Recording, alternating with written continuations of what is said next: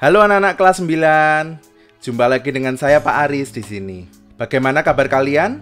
Pak Aris harap kalian semua tetap sehat dan tetap bersemangat. Sebelum kita memulai pembelajaran hari ini, Pak Aris ingatkan jangan lupa absen terlebih dahulu di Google Form yang sudah ada di link Google Classroom. Mari kita mulai pembelajaran kita hari ini. Kita saksikan video berikut. Probably seen that if you rub a cup on your hair, you can make it electrically charged, and if you bring it close to a stream of water, you can actually cause that stream to deflect. Now, usually this is used in chemistry textbooks as a demonstration of the polar nature of water. Water is a molecule with a more positive side and a more negative side. And so what happens, so you're told, is that the water molecule flips around so the positive side of the water faces the negative side of the cup, and that is what attracts the water to the cup. But this is not the real explanation. If you have a uniform electric field, there's an equal force pulling the positive side towards it as there is pushing the negative side away from it. And so you can't actually do more than just turn the molecules.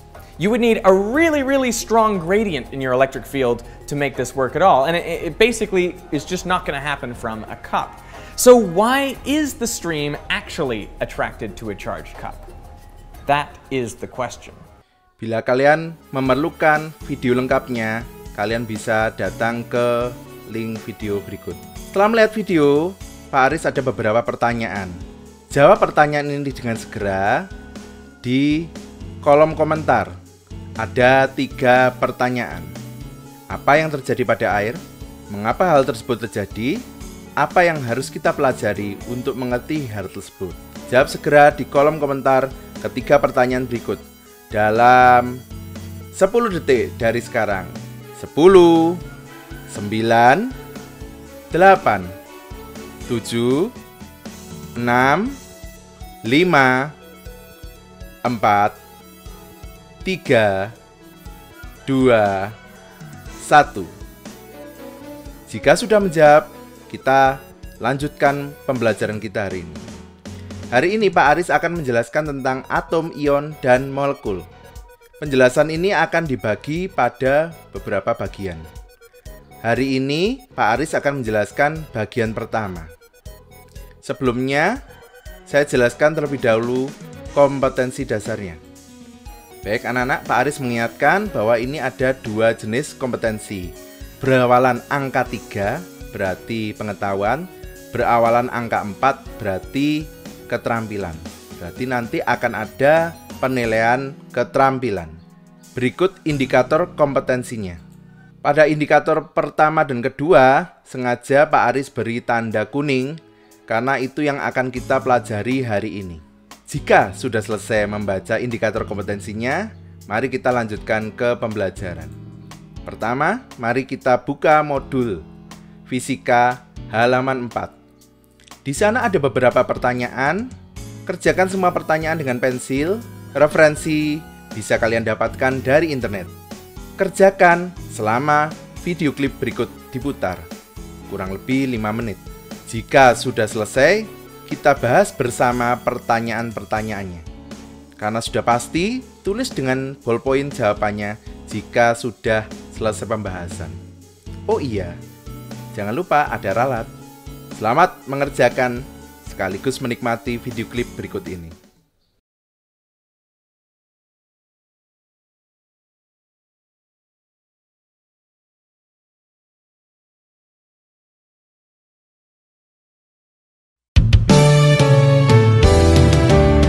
Sejak pertama bertemu, engkau tak berarti apa-apa. Menjalani hari-hariku tanpa peduli kau di sana tuh sekian lama. Hari silih berganti dan kini ku sadari, sejak ku kenal dirimu, ku rasa sesuatu yang tak sama. Keberadaanmu itu telah lengkapi ketidaksempurnaannya diriku. Hari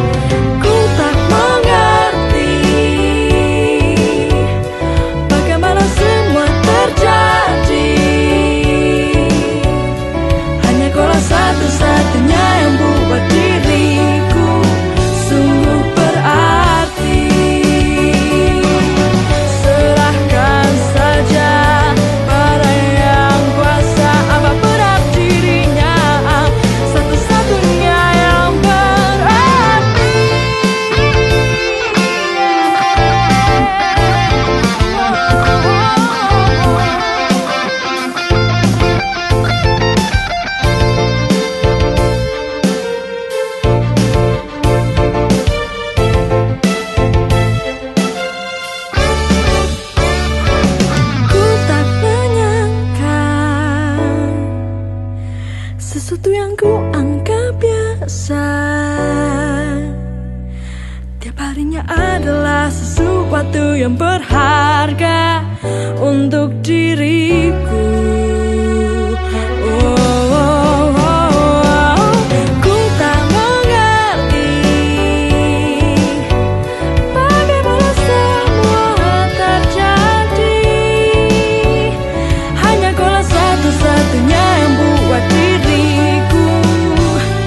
Hanya kaulah satu-satunya yang buat diriku sungguh berarti.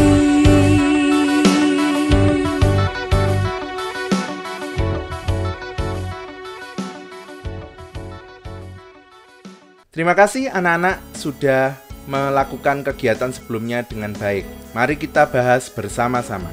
Pertama, definisi atom menurut Dalton. Yang pertama, dia menyebut atom adalah bagian terkecil dari benda. Ukurannya sangat kecil, tapi sifat kebendaannya masih ada. Contoh, garam bisa berbentuk balok maupun serbuk. Namun, meskipun tingkatannya berbeda, keduanya sama-sama memiliki sifat asin. Hal yang sama juga terjadi pada atom. Atom adalah bagian terkecil dari benda, maka dia juga punya sifat serupa seperti bendanya. Definisi kedua, atom berbentuk bola. Karena bentuk bola mudah sekali untuk digerakkan, namun sekaligus bisa stabil karena pusat masanya cukup jelas. Berikut gambar dari atom menurut Dalton. Berikutnya, definisi atom menurut Thomson. Berbentuk bola bermuatan. Dikelilingi muatan negatif di sekelilingnya. Anak-anak, kalian perlu ingat bahwa muatan punya sifat tarik-menarik dan tolak-menolak. Ada dua jenis muatan, positif dan negatif. Muatan yang sama, tolak-menolak. Muatan yang berbeda, tarik-menarik. Maka, jika di poin kedua disebutkan bahwa atom dikelilingi muatan negatif di sekelilingnya, artinya atom seharusnya bermuatan apa anak-anak? Jawab segera di kolom komentar Google Classroom dalam 5 detik. 5, 4, 3, 2, 1.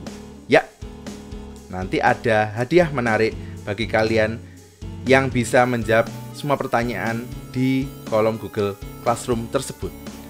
Berikutnya, definisi atom menurut Ernest Rutherford. Terdiri dari inti dan orbit. Massa inti sama dengan massa atom. Perlu Pak Aris jelaskan, yang dimaksud di sini adalah sebagian besar massa atom itu dibentuk oleh inti. Sehingga seakan-akan massa inti itu sama dengan massa atom. Inti sama dengan proton dan neutron yang saling mengikat. Jadi dalam inti ada dua hal, yaitu proton pembawa muatan positif dan neutron yang tidak bermuatan. Mereka berdua saling mengikat di dalam inti.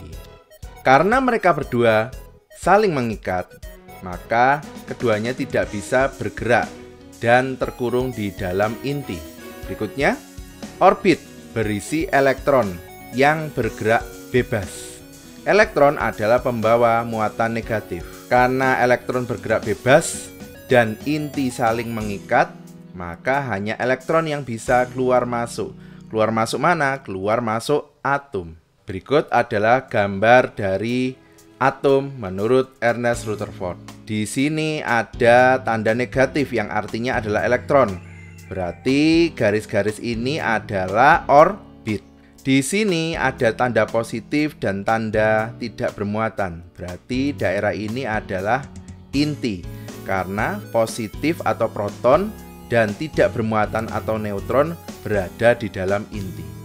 Mari kita simpulkan pelajaran hari ini. Yang pertama, elemen atom adalah inti, orbit, proton, dan berikutnya neutron, serta elektron. Sifat masing-masing elemen adalah inti. Dia adalah penyumbang terbesar massa atom. Dan dia adalah tempat proton dan neutron saling mengikat satu sama lainnya. Orbit adalah tempat elektron bergerak. Karena elektron bergerak, maka dia bisa keluar masuk atom. Proton, dia adalah pembawa muatan positif terikat dengan neutron di inti.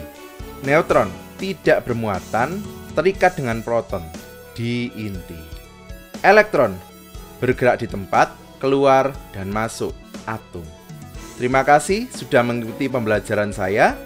Sebagai tanda kalian sudah mengikuti pembelajaran dengan baik, kerjakan kuis di link sebagai berikut. Silakan link ini ditulis di address bar pada browser masing-masing. Terima kasih, sekian pembelajaran hari ini. Tetap sehat, tetap semangat, Tuhan memberkati.